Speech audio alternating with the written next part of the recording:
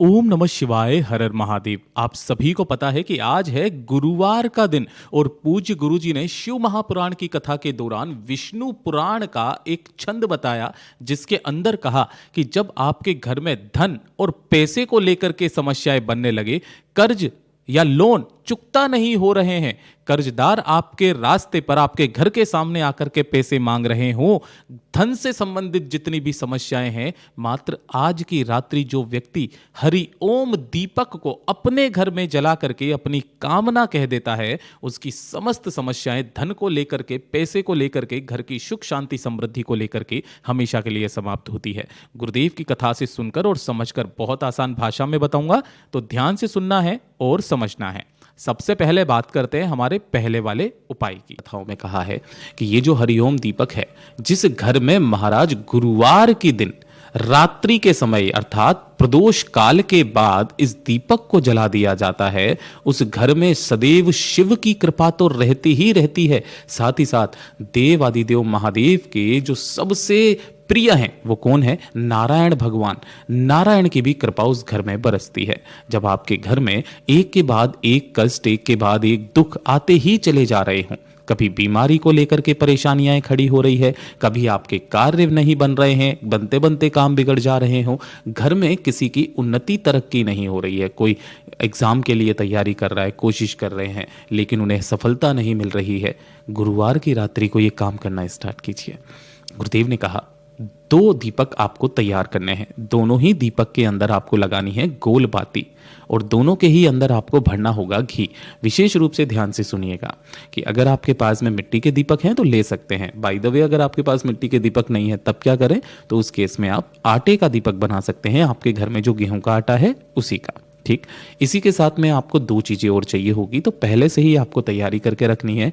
एक लेना है आपको तुलसी का पत्ता, जो इजीली आपको अपने घर में ही मिल जाएगा, ठीक है। और दूसरा लेना है आपको एक बेलपत्र, ये भी आपको अपने ही घर में मिल जाएगा। अगर आप सच्चे शिव भक्त हैं तो बेलपत्र आप हमेशा अपने साथ में जरूर रखते हैं, कोई दिक्कत नहीं है। अगर शिव पर चढ़ी हुई भी बेलपत्र आपके पास में है तो भी आप काम में ले सकते हैं, उसे स्वच्छ जल से धो लेना और काम में ले लेना, ठीक है। अब देखना, रात्रि का जब समय आएगा, रात्रि का कौन सा समय है? जो पूज्य गुरुजी ने बताया कि जब आपका प्रदोष काल का समय होता है। ये प्रदोष काल का समय क्या है? सूर्यास्त के आधे घंटे पहले या 45 मिनट पहले और 45 मिनट बाद का जो समय होता है, ये होता है प्रदोष काल। और इस वाले उपाय को प्रदोष काल के भी बाद में किया जाता है अपने ही घर पर। आपने जो 2 दीपक तैयार किए हैं, ठीक है, इनमें से एक दीपक और एक तुलसी का पत्ता आपको लेना है। और आपके घर में अगर कोई ठाकुर जी हैं तो ठाकुर जी के सम्मुख में, या फिर तुलसी जी का गमला होगा वहां जाना, तुलसी पत्र को समर्पित करना। पहले क्या करना है? तुलसी पत्र को समर्पित करना है और उसी तुलसी के पत्ते का आसन लगाकर अपना नाम और गोत्र बोलकर तुलसी के सम्मुख में जो व्यक्ति शाम के समय पर इस दीपक को अपनी कामना कहकर के प्रज्वलित करता है, महाराज उसके जितने भी घर में चाहे किसी भी तरीके का कोई दोष हो, जिसकी वजह से परिवार की उन्नति तरक्की संपदा में कमी आ रखी हो, वो सारी समस्याएं समाप्त होती है। केवल गुरुवार का रात्रि ऐसी होती है जिस दिन इस दीपक को लगाने मात्र से आपको ये फल मिलता है। दूसरा जो दीपक है वो आपके घर के आसपास अगर कोई शिवालय है, शिव मंदिर है, तो आप वहां चले जाइए। शिवालय नहीं है बाय द वे आपके घर में, कहीं कोई छोटा सा बेलपत्र का पेड़ किसी गमले में ही क्यों ना लगा हुआ रहे। मैं आपको वीडियो जरूर बताऊंगा। मेरे घर में पहले से ही 2 बेलपत्र लगे हुए हैं और 2 बेलपत्र और लेकर के आ रहा हूं, जो कि मैं अपने ही घर में लगाने वाला हूं। महाराज, जिस घर में बेलपत्र रहता है उस घर में सदैव शिव निवास करते हैं। इस बेलपत्र के नीचे मात्र एक दीपक जलाने मात्र से आपको शिव की कृपा मिलती है। और इससे अगर आप साइंटिफिकली देखें तो साइंटिफिकली भी बहुत ज्यादा फायदा मिलता है। तो अपने घर में आप बेलपत्र जरूर रखा कीजिए, ठीक है ना। तो जो दूसरा पत्ता है ना, वो दूसरा पत्ता यानी कि बेलपत्र और दूसरा दीपक, आपको बेलपत्र का आसन देकर दूसरा दीपक, शिव का एक बहुत प्यारा सा नाम है, वो है हरिहर महादेव, ठीक है। हरिहर महादेव के नाम से जो व्यक्ति इस शाम के समय पर बेलपत्र पेड़ के नीचे दीपक जला दे, इन 2 स्थानों पर ना, महादेव की कृपा उस भक्त पर सदैव बरसती है। उसके जीवन के चाहे कितने भी बड़े दुख कष्टों से झिल रहा हो, जब वो परेशान हो जाए कि महादेव अब नहीं हो रहा, करके देखिएगा, आपको निश्चय ही लाभ मिलेगा। और जो दूसरा उपाय है, इसे आपको करना है। अगर रात्रि को लेट भी हो जाओ तब भी आप इस उपाय को कर सकते हो। गुरुदेव ने विशेष रूप से इस वाले उपाय को बोला कि जब आपके घर में या जीवन में धन को लेकर के समस्याएं बन रही हो, तो जितनी भी धन और कर्ज की समस्याएं हैं वो इस वाले उपाय से खत्म होती है, जिन्हें आपको गुरुवार के दिन करना होता है। गुरुवार की रात्रि को कर लो, गुरुवार के दिन कर लो। गुरुदेव ने क्या कहा, आप सभी के घरों में तुलसी जी का गमला तो जरूर होगा। एक काम करना, आपको एक स्टील का नहीं, तांबे का कलश लेना होगा।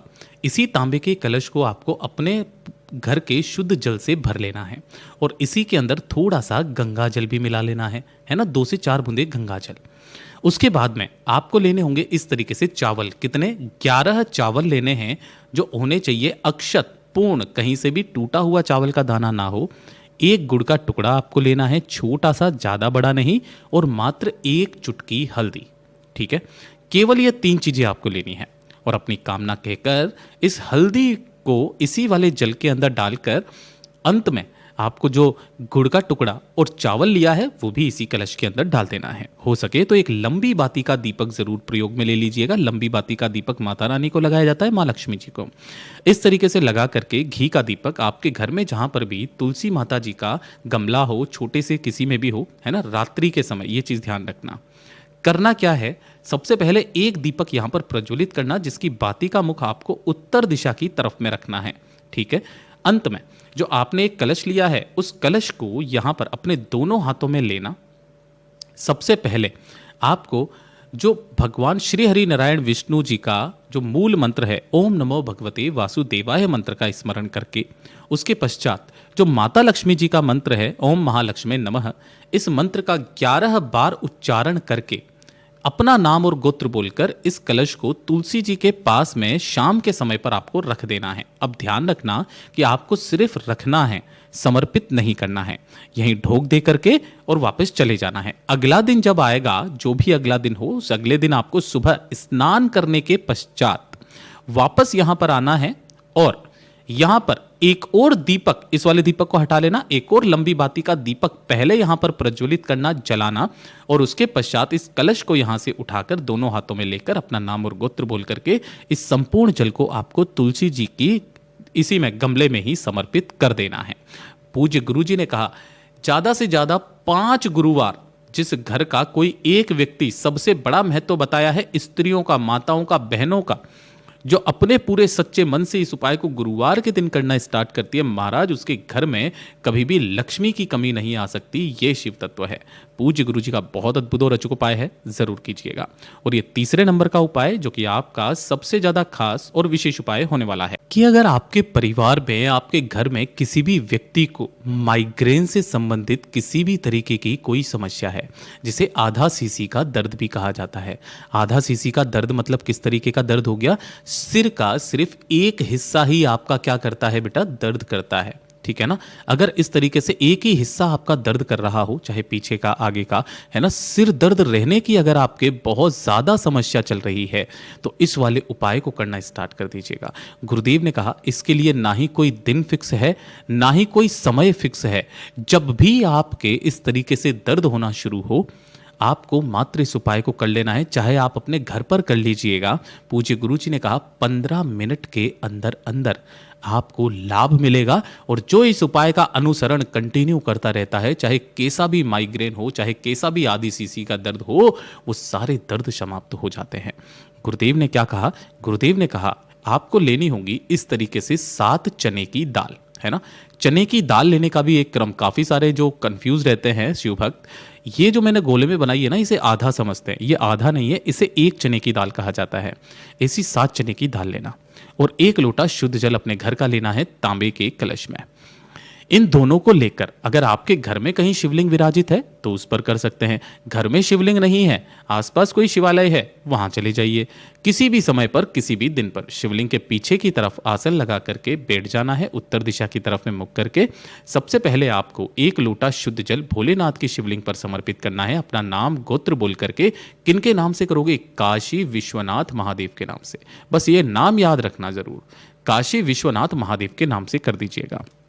जब ये संपूर्ण जल समर्पित हो जाए, उसके पश्चात आपने जो 7 चने की दाल ली है, उसे भोलेनाथ की शिवलिंग पर कहीं पर भी, कोई जरूरी नहीं है कि आप यहाँ ऊपर ही समर्पित करें, उन्हें यहाँ पर आपको काशी विश्वनाथ महादेव का नाम लेकर के समर्पित करना है। उनसे कामना कहनी है कि भगवान, मेरे सिर में आधी सीसी का दर्द होता है, बहुत ज़्यादा तकलीफ में जीवन बीत रहा है, इसे ख़त्म कीजिए। ख़त्म करने के पश्चात इसे वापस यहाँ से उठा लीजिए, सातों के सातों को, और बैठ करके इन सातों चने की दाल को एक एक करके चबा चबा करके खा लीजिएगा।